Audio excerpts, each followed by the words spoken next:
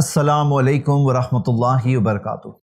الحمدللہ والصلاۃ والسلام علی رسول اللہ وعلی آلہ وصحبہ اجمعین، اما بعد۔ ہم مسلمانوں میں یہ دیکھتے ہیں کہ افراط و تفریط دو ایکسٹریمز ایک مسئلے میں ملتی ہے، اور وہ مسئلہ کیا ہے؟ ٹالرنس کا مسئلہ، رواداری کا مسئلہ۔ جہاں پر دینی مسائل کی بات ہے، توحید کی بات ہے، اتباع سنت کی بات ہے، تو بعض لوگ ایسا کہتے ہیں کہ بھائی نہیں آپس میں ہمیں جھگڑا نہیں کرنا چاہیے، اختلاف نہیں کرنا چاہیے۔ تو شرک کوئی کر رہا ہے، دوسرا شرک نہیں کر رہا ہے، تو جو شرک نہیں کر رہا ہے اگر وہ شرک کرنے والے سے کہے گا مت کرو شرک، تو کہیں گے بھائی تم اختلاف کر رہے ہو۔ جو بدعت کر رہا ہے، کوئی سنت پہ چل رہا ہے، تو جو سنت پہ چلنے والا بدعت کرنے والے سے کہے گا اگر کہ بدعت مت کرو، تو کہتے ہیں تم اختلاف کر رہے ہو۔ تو ان کا ٹالرنس کا کنسپٹ یہ ہے کہ کوئی غلط کر رہا ہے، رواداری کا کنسپٹ یہ ہے کہ کوئی غلط کر رہا ہے اس کو غلط مت بولو، اگر غلط بولو گے، اصلاح کرو گے، تو تم تضاد پیدا کر رہے ہو، اختلاف پیدا کر رہے ہو۔ تو یہ ایک سوچ ہے، اور یہ بہت بڑی سوچ ہے لوگوں میں۔ اگر اس سوچ کا جائزہ لیں تو کیا یہ صحیح ہے؟ بالکل غلط ہے۔ کیوں غلط ہے؟ بھائی خیر خواہی کیا ہے کہ کوئی شرک کر رہا ہے اس کو شرک کرتے ہوئے جانے دو دنیا سے، کوئی بدعت کر رہا ہے بدعت کرتے ہوئے جانے دو، حرام چیز کر رہا ہے اس کو جانے دو، یا اس کو بتا دینا خیر خواہی ہے۔ تو خیر خواہی کا تقاضا کیا ہے؟ اتباع کا تقاضا کیا ہے؟ کلمہ جو ہم پڑھتے ہیں، جو ہماری یعنی کہ جو اتباع نبی صلی اللہ علیہ وسلم کا، اس کا تقاضا کیا ہے کہ جو چیز قابل اصلاح ہے اس میں ایمانداری سے، امانت داری سے، سچائی کے ساتھ، دلائل کے ساتھ بات رکھ دو، اخلاق کے ساتھ۔ اس کا مطلب یہ نہیں کہ اس کا انسلٹ کرو یا اس کو خارج کر دو۔ تو یہ ایک سوچ ہو گئی۔ دوسری طرف وہ لوگ ہیں جو اس چیز کے اندر ایسے ایکسٹریم پر ہوتے ہیں کہ کوئی اگر ان کی سوچ کے مطابق نہیں ہے تو وہ جیسے سمجھتے ہیں جیسے کہ وہ باہر ہے، اسلام سے ہی باہر ہے، اس طرح سے بتاتے ہیں کہ یہ شخص اسلام سے ہی باہر ہے۔ اور وہ یہ بھول جاتے ہیں کہ کچھ چیزیں ہیں جو باندھتی ہے ہر کلمہ کو، سارے مسلمانوں کو کچھ چیزیں باندھتی۔ جیسے مثال کے طور پر اب ذبح کیا ہوا گوشت ہے، تو آپ جب گوشت خریدنے جاتے ہو تو کیا پوچھتے ہو کہ بھائی بتاؤ تم شرک کر رہے ہو کہ نہیں کر رہے ہو، تم بدعت کرتے ہو کہ نہیں کرتے ہو، بتاؤ۔ چیک کر کے ویسا پیور ذبح کیا ہوا گوشت لیتے ہیں، یا پھر دیکھتے ہیں کہ بھائی مسلمان بیچ رہا ہے تو حلال ہی ہے، لے لو، ہے نا؟ ویسے ہی ہوتا ہے۔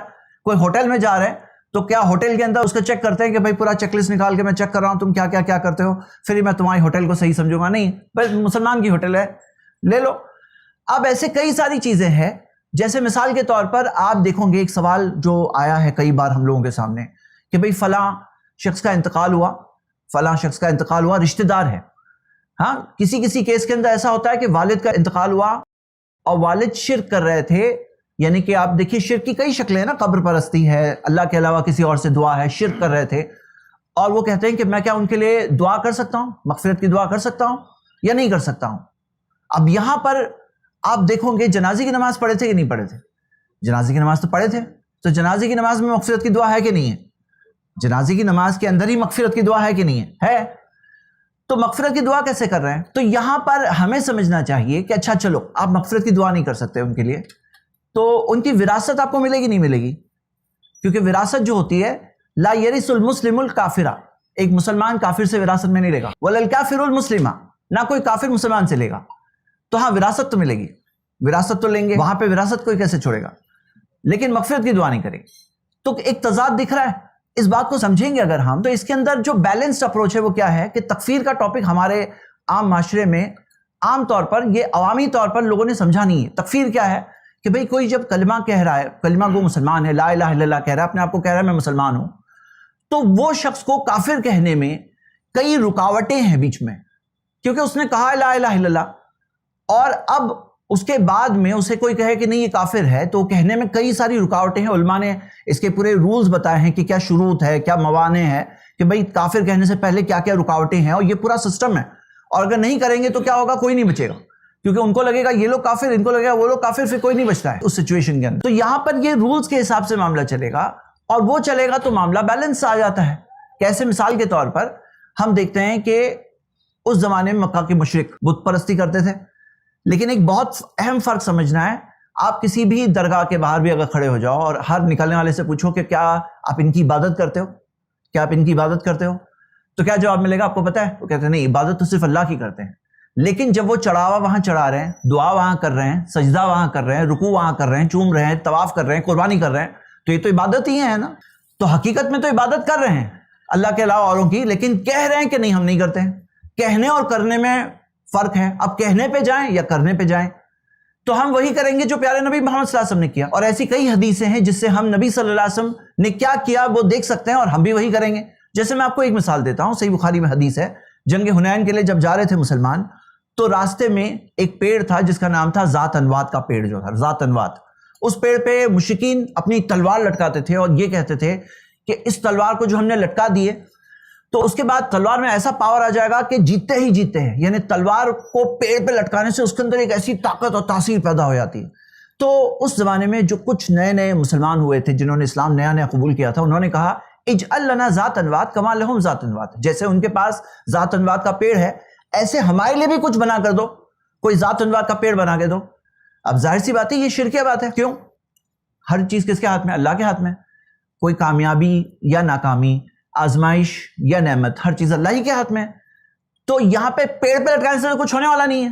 تو نبی صلی اللہ علیہ وسلم نے وہ لوگوں سے کیا کہا کہ کب تم لوگوں نے ویسی بات کہی ہے جیسے موسیٰ سے بنی اسرائیل نے کہا کہ ہمارے لیے بھی معبود بنا دو, گاڈز بنا دو, بت بنا دو جیسے ان کے پاس معبود ہے. یعنی کہ نبی صلی اللہ علیہ وسلم نے واضح طور پر اسے شرک کہا. لیکن اللہ کے رسول صلی اللہ علیہ وسلم نے یہ نہیں کہا کہ تمہارا سب کا نکاح ٹوٹ گیا, اب تمہیں پھر سے نکاح کرنا پڑے گا, تم لوگ سب کو پھر سے کلمہ پڑھنا پڑے گا, پھر سے جو تم نے بیعت لیے تھے مکہ میں پھر سے بیعت لینا پڑے گا. ایسا کچھ نہیں کہا. پتہ چلا ان کو مسلمانوں میں ہی شمار رکھا اور ان کی اصلاح کی.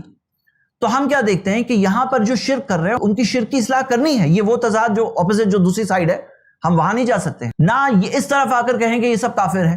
اب جو کچھ چیزیں جو باندھتی ہیں مسلمانوں کو وہ ہمیں سمجھنا چاہیے. کئی بار اجتماعی مسائل ہوتے ہیں, وہ مسائل کا سامنا کرنا پڑتا ہے, تو مل کر کے سامنا کرنے میں آسانی ہوتی ہے.